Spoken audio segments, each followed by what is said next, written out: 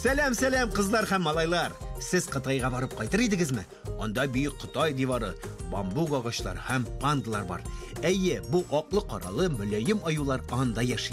Алайса әйдәгез Кытай буйлап пластилин сәяхәткә китик һәм панда валик. Мин инде кирәкле төсләрне әзерләп куйдым. Ачык зәңгәр су, кара, ал һәм ак. Пластик кискеч белән очлы агач таяк чыкмада алырга онытмыйбыз. Дусларым, миңа кушылыгыз. Я! Ә син Кытайда көнчыгыш көрәш сәнгате бик нык үсеш алганын беләйдеңме? Ушу, сигун, карате, булар барысы да шуңа керә. Әйе, әле шундый мультфильм да бар. Кунг-фу панда. Без нәкъ менә шундый шаян панда ясаячакбыз инде. Башта ачык зәңгәр су пластилиннан кечерәк кисәк алып, аңардан шарчык авалыйбыз. Аннары бармаклар белән трапециягә охшаган деталь ясыйбыз. Тик очлары түгәрәк булсын. Менә шулай аны кыргалап куябыз һәм тагын бер кечерәк кисәк алабыз. Аңардан башта шарчык, соңрак юка ясы түгәрәк авалыйбыз. Сүз уңаеннан панда балалары туганда ал төстә һәм йонсыз булалар икән. Аклы каргалы төскә алар нибары 3 атнадан соң гына керәләр. Тик барлык пандаларда аклы каралы түгел икән, табигатьтә аларның аклы сорылы туганнары да очрый. Менә шулай. Хәзер панданың йөзен ясарга тотынабыз. Мин калган ачык зәңгәр су пластилиннан шарчык авалим, аннары бармаклар белән аны йомырка формасына кертәм, ул тигез һәм яссы булырга тиеш. Тагын да уңайлырак булсын өчен детальны кәгазь битенә беркет һәм кырыйларын тигезлә. Минем кебек эшлә.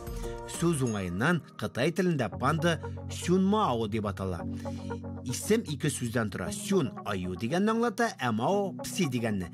Димәк, панда сүзен безнең телгә аю пси дип тәрҗемә итеп була. Ә хәзер әйдәгез аю пси безгә тел ясыйк. Ал пластилиннан шарчык авалыйбыз, аны бармаклар белән кысабыз. Дустым, арырга өлгермәдең әле? Бик яхшы алайса. Әзер булгач, борынны битнең аскы өлешенә беркетәбез. Аннары алдан әзерләп куйган зәңгәр су детальне алабыз, аны бераз өчпочмак рәвешенә кертәбез һәм тел өстенә беркетәбез. Бу пандабызның бурны булачак. Син бу аюларның көненә 12-14 сәгать ни эшләгәннәрен беләсеңме? Алар бамбук ашый. Менә шулай. Булдырасың, дустым. Соңрак пластик кискеч белән борынны икегә бүлгән сызык сызабыз да сыныбызны әвәләүне дәвам итәбез. Хәзер кара пластилинга тотынабыз. Башта уртача зурлыктагы кисәктән кыска һәм калын деталь ясыйбыз. Бамбук дигәннән ул пандаларның төп ризыгы. Бер зур панда көненә 12-38 килограмм бамбук ашый икән, һәм аларның тешләре кешенекеннән 7 тапкырга зур ди. Инде деталебезгә кире кайтыйк. Аны ясый итәбез, уртасыннан бераз бөгәбез һәм баш астына беркетәбез. Бу пандабызның тәпиләре булачак. Күз алдыңа китерәсеңме? Пандалар таудан мәтәлчек ясап тәгәрәп төшәләр ди. Бу ерткычлардан саклану, бөрыштан тәндәге чүпчәрдән арыну һәм хәтта күңел ачу усулы да икән. Тәпиләрнең кырыйларын түгәрәк итәбез һәм җиңелчә аска төшерәбез. Хәзер калган зәңгәр су детальгә дә чират җитте. Аны яхшылап тәпиләр астына беркетәбез. Беркеткәч бармаклар ярдәмендә кырыйларын тигезләп җибәрәбез. Менә шулай, сыныбыз тагын да матуррак булсын өчен әйдә пандабызга түгәрәк колаклар ясыйк. Башта кара пластилиннан 2 шарчык авалыйбыз, аннары аларны бармаклар белән ясый итәбез. Дуслар, ә сез пандаларның Гиннес рекордлар китабына сирәк хайваннар арасында иң мөлаемнәре сыйфатында кертелгәннәрен беләсезме? Әйе, бу шулай. Ә безнең сыныбыз мөлаемме? Әлбәттә. Ул шаян пластилин исемендәге пластилин рекордлар китабына кертелергә лаеклы. Әйе. Ә мин уларда колакларны беркетеп куйдым. Эшебезне дәвам итәбез. Ә хәзер кара пластилиннан бер кечкенә шарчык һәм 2 зуррак шарчык авалыйбыз. Кечкенә детальне кырыйга алып куябыз, ә калган шарчыклардан пандабызга кара күз төпләре авалыйбыз. Барысы да бик гади. Шарчыкларны ясый итәбез һәм аны бер очы таррак, ә икенчесе киңрәк овал формасына кертәбез. Аны күз урынына беркетәбез һәм икенче детальне дә нәкъ шул ук рәвешле ясыйбыз. Сүз уңаеннан пандалар Кытайның милли горурлыгы. Аларны бик яраталар һәм хөрмәт итәләр. Кыргый табигатьтә әлеге җаниясен очратуы бик кыен һәм дөньяда барлыгы 1000гә якын панда гына бар. Менә булды да детальләребез әзер. Алар супер баттыр күзлегенә охшаган, әйеме? Ә хәзер сыныбызга артка аяклар ясыйбыз. Тик башта бер кечкенә һәм аңардан зуррак шарчык алып куябыз. Ә калган материалны 2 өлешкә бүләчәкбез.